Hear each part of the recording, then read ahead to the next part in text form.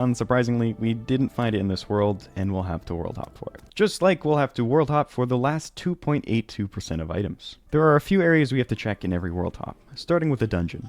Okay, by the way, this is a green dungeon, which is kind of the one dungeon we don't need, but I did miss the piano. I found a couple of new paintings in this dungeon, but we struck out on the piano. The next area we have to check is the desert for a pyramid, and the underground desert for some exclusive paintings and a minecart.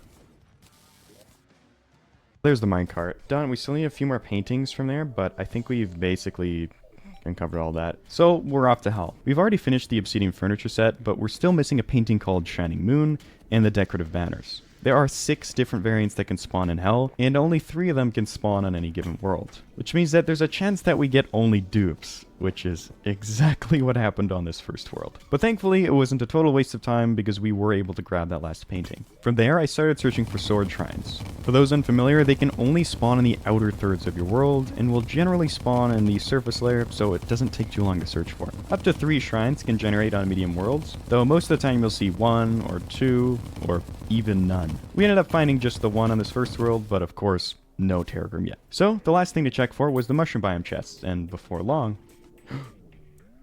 It's real, chat. First we check the painting. Old miner, we got that one. Minecart. Okay, we still need 1 more. Alright. Is there enough? No way, dude. Double? Double? Hold. It's too good to be true. It's too good to be true. No! Not the minecart. Why? Why are there so many minecarts?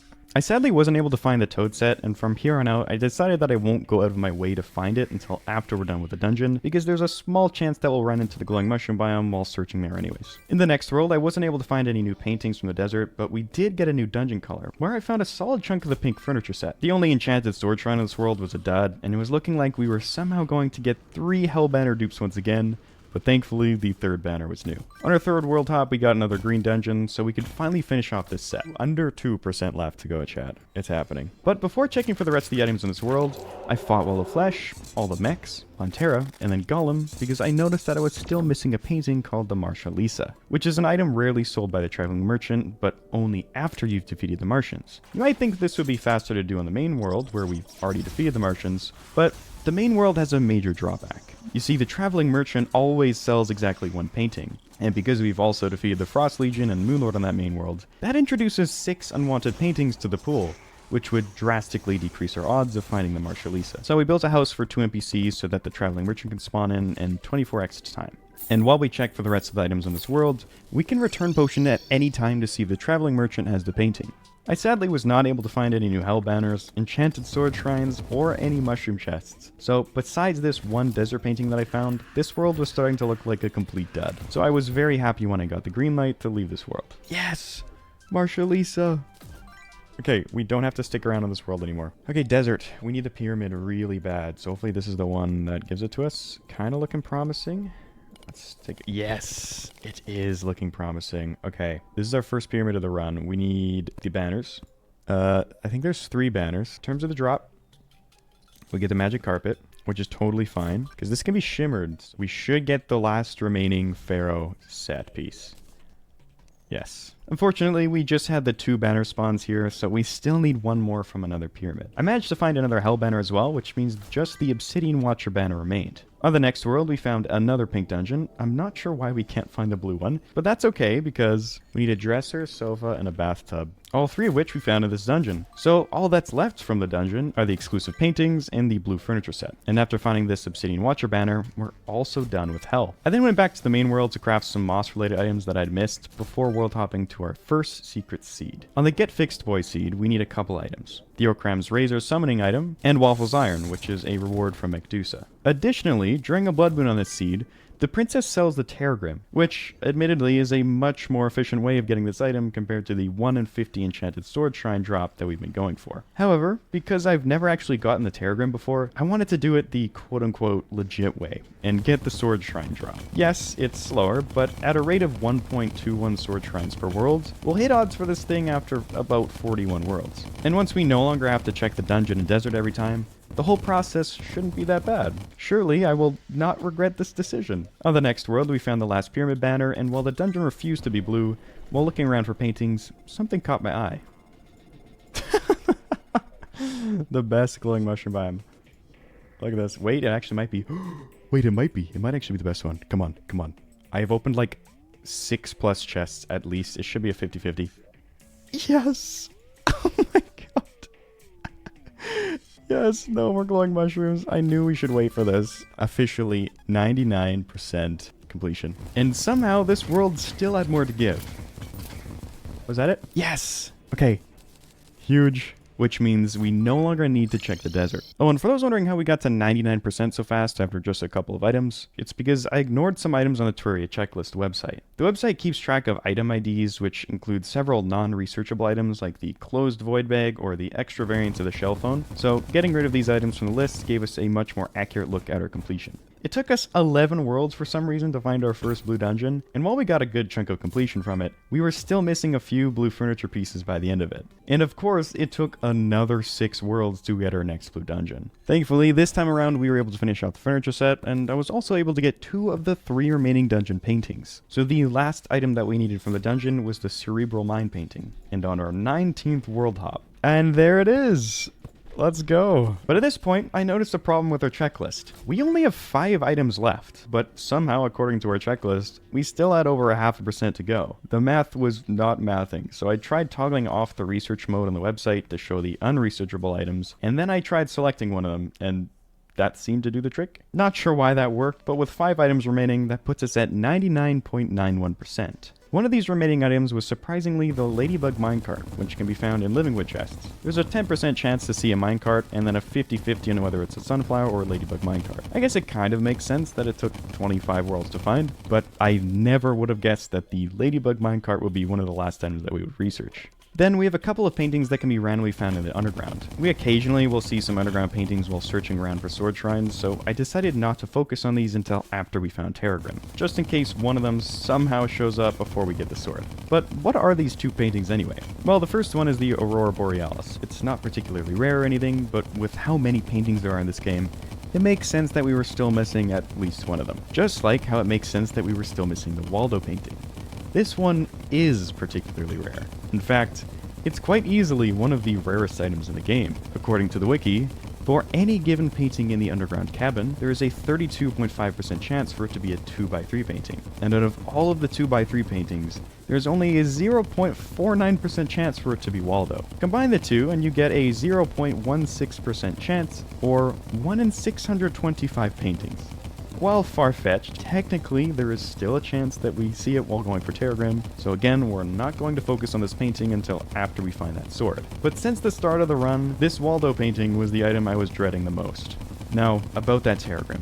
It should be noted that you can just save scum for it, because the drop you get from the shrine isn't predetermined on World Gen. But at that point, I figured you might as well just go buy it from the princess on the Get Fixed Boy seed. So instead, I tore up world after world after world, looting sword shrine after sword shrine until world number 45, where I decided to call it for the day. We had been world hopping for over 6 hours now, and for all I knew, this Terraria wouldn't drop for another 50 worlds.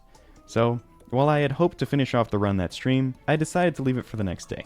So we're gonna go on to 46. Hopefully we get this pretty fast today. We've already put in the numbers. This is a 1 in 50 drop. I felt like I had somehow earned an early Terraria because I had already done over the expected 41 worlds, but as I would soon find out, just because you hit odds for something doesn't mean you're any more likely to get it now than when you started. Holy shit, we're at 60.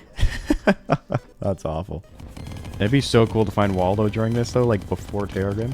I was half joking when I said this, but with each passing world, the idea of finding Waldo first was starting to become less and less of a pipe dream. 90. Oh my god. Hey, it's the big 100. How have I made 100 worlds? I'm tired, guys. I'm tired. I had spent another 5.5 hours that day and made absolutely 0 progress. For those who haven't witnessed it, this is our progress today. And by progress, I mean this is how much time we've wasted today. We have 40 there, 60 there, 8 there. Final shrine. Here we go.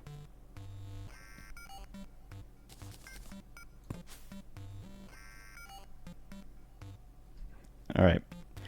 Well, I will be back tomorrow for the same thing. We're gonna do the exact same thing tomorrow for another who knows how many hours. But on the next day, after 136 world hops, it finally happened.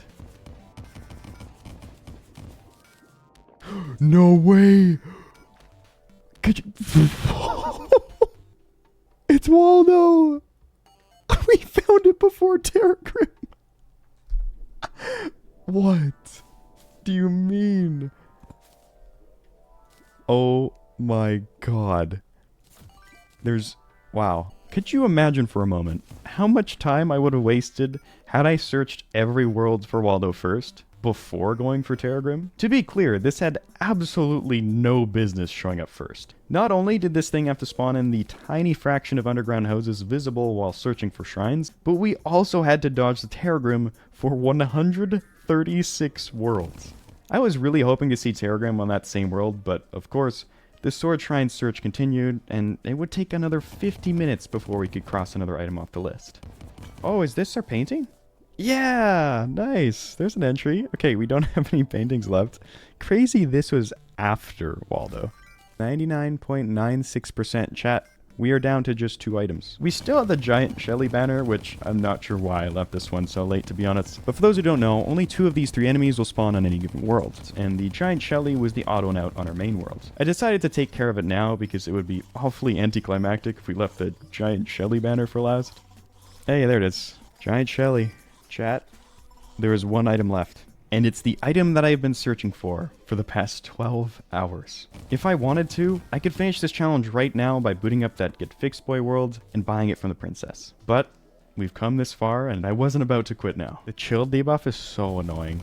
Honestly, if they remove the chilled debuff, I'd probably go there a lot more, but my god, is that debuff. Suck.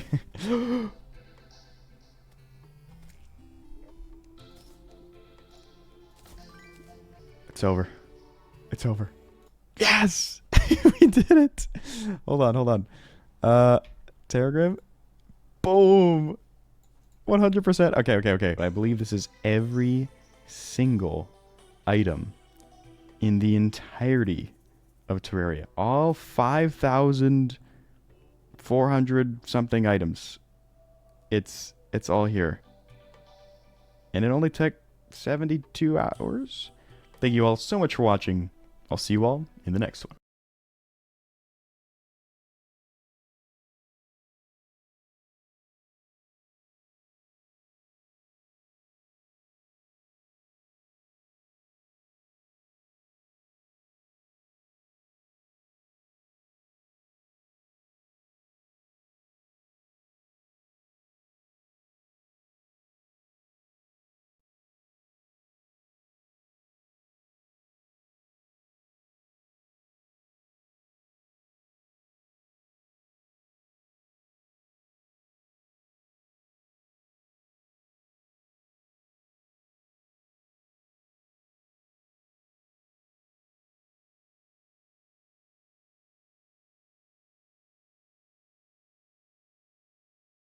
Today, we are going to bully King Wawa in the abyssal version of King Wawa's Revenge. Born in year 1196 of the cosmic calendar, he earned a crown through his military service and advancement of the sciences. Annoyed that his kid brother is more famous for a reality show. The lore on this guy is apparently kinda complicated. First of all, he's called Wawa because he's a Chihuahua. That makes sense. The combined descriptions of King Wawa, Everlord Wanwan, and Mistress Celaboodle imply that the little brother mentioned in Wawa's description is Wanwan, which is not only because Wanwan is a variant of Wawa, but also because Mistress Celaboodle's description states that she married a Chihuahua reality TV star.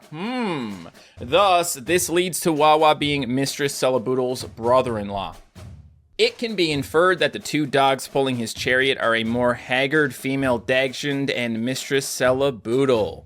Note the bandana worn by the frontmost dog, the bunny ears, and the wig and tufts of hair on the other dog. Yeah, so I can see the bunny ears and I can see the wig, and I gotta say, this guy is a certified freak. Do you see what he's doing?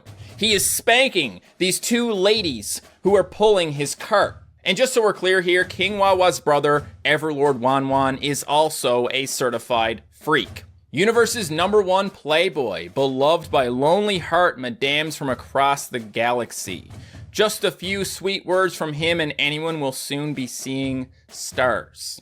Apparently, this guy has unmatched riz, so I can kind of understand why Wawa would be a little bit jealous. Anyway, that's today's lore dump. You're welcome. King Wawa is a traitless enemy with knockback, area attacks, and omni strikes. Basically, it can be a little bit tricky to get close to this guy. My last Abyssal video was on Cappy Jr., and I spent way too long in that video trying to beat him with a pretty busted loadout. I got it to work, but it felt like a bit of a waste of time. Today, I'm going to be more efficient, and also it's going to help that this stage is not as difficult. Now, one thing that's going to make this stage a little bit tricky is the fact that we have so many traits in here. We've got traitless and dark and alien and zombie. Aw, man, really? Only normal, uber, and legend rare units allowed. That's going to complicate things a lot. That is quite disappointing because I was really looking forward to using Iron Cat here. Anytime there are traitless enemies, I love to use this guy because he is the best. Sorry, buddy, but it's not happening today. Okay, so I have 1, 2, 3 meat shields, sort of. I guess we can maybe use Lion Cat as a meat shield as well, but I feel like the main strat is going to be bringing Ubers that are so good you don't even need meat shields, because I don't have enough to go around. I can't help but feel like Ultra Kasajizo is going to have to be one of my loadouts. Just him. You know he's good. You know everything's going to be okay, right? Who is it? Oh my god, it's King Wawa, and he's spanking his ladies on his way to me. Let's see what the Jizos can do about it. That knockback is mean, but it doesn't happen that often, right? So as long as we can get rid of the stuff in the way, we can roll up and we can do some damage. Just a couple of doges at the moment. That's nothing to get worried about. Can you stop? I'm gonna get you on the next one. Boom! Yup. So yeah, this is looking pretty good so far. Looking pretty good. I don't know when these kangaroos are gonna get out here, because all I'm seeing so far is doges, which is pretty reassuring, not gonna lie. All right, so we're dealing with a couple of kangaroos here now, and we know that Kasajizo is most effective against angels and dark, but he's pretty good against everything, okay? I mean, look at this guy. He's got a freaking survive. If you can survive, you can thrive. That's what I say. A little bit annoying to have this guy here, but like, come on. Brute force, just shred him. We don't need targets. We don't need massive damage. We kind of already got that. Good base DPS. That's all you need. And we know that there aren't a lot of actual spammable Ubers in this game. Ultra Kasajizo is the best one. We also have Princess Kaguya, although she's definitely not going to be very good here. We're going to do what we can here, guys. Okay? Oh no, not Shadow Boxer K. They are, oh man, you made me waste my Thunderbolt. Come on, man, I don't got all day. Just kill this damn thing. Yeah, so this level is definitely easier than something like Bottom of the Swamp, but, you know, having the restrictions does complicate it. It's forcing me into an Uber carry situation. I was gonna Uber carry anyway, so whatever. So yeah, if you got an Ultra Kasajizo, you might want to take him for one of your clears. That's one cat down. One cat I'm not allowed to use. Units equipped in this survey cannot be used on future survey teams. Oh, that's so sad. How am I ever gonna win now? What could I possibly do? How many times can I solo this one is the question, because I'm thinking about another one right now. I'm thinking about my girl, Trixie, okay? Now, Trixie, of course, is level 60, which is very good, and she is strong versus relic, alien, and traitless, so it's just the zombie and the dark that are gonna be the problem here. Now, does that mean we should maybe take an anti-dark / zombie Uber? No. Trixie's got this, okay? Trixie is pure evil if you're in the right stage. If you're in a stage where the only things are relic, traitless, and alien, yeah, it is all over. But let's see how she does against the dog, because the dog doesn't have a lot of, he doesn't have a lot of HP, and he's got a lot of knockback, so it is sort of possible to deal with him, but she's got to get up there, right? She's got to get through this so she can start doing damage. But we do have the freeze. So if everyone could just get out of the way so Trixie can do her thing, that would be great. Thank you. It's just as soon as we knock him back, we got to get back in there again. So the freeze is nice, except it doesn't really help because at the end of the day, as soon as we get that knockback, we get hit again. There's no way to get in there fast enough. If you think I'm doing anything besides Trixie, you are smoking it.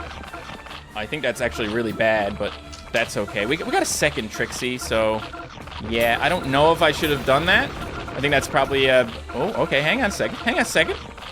Hang on. Oh, hey, if I sent the Trixie out a little sooner, might have been a different story. But then she probably would have walked past it, and then it would have came back to life again.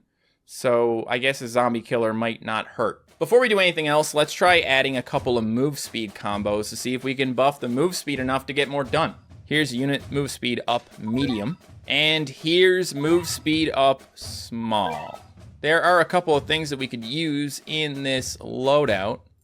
I know you guys are dying for a Hayabusa glow up. It's gonna happen, okay? I'm the Battle Cats guy. I'm making Battle Cats content all the time, okay? The only reason that I haven't made a video on it is because there's so much content to make. Suffering from success, what can I say? Yeah, so how many knockbacks do you think this guy even has? He probably has a lot of knockbacks. I kinda wanna look that up right now. 25 knockbacks. That is too many. We can get a couple anyway. We are able to catch up to him after we knock him back. And if you get him at the base, if you sandwich him at the base, aren't we good? Let you get out of here. We'll do this, and we'll freeze you. And then, are you good? Because if we just do this now, try and get rid of this guy, or at the very least stop him from hurting us, maybe we can hit the base, you know? Maybe. Yeah, that's almost a thing. Almost, but then this guy's gonna get us. Why must you be like this? Here's a question for you. Why do none of the normal cats have a zombie killer ability? It's very sad. We do have target zombie with Jamira, okay? Seriously though, that was so close. Like all we had to do was sandwich that guy at the base and then finish it off, but that freaking zombie kangaroo ruined it. Jamira is not holding up super well, but he's just a normal cat. Give him a break. There's this guy. So you're gonna bring up in the next Jamira, I hope. There we go. Knock you back a little bit, because that'd be fun, right? Come on, let's try this again. We got it. We gotta do it, bro. We gotta do it. There's only one option. Well, there's a couple options, I suppose. Jamira, you have to just hold.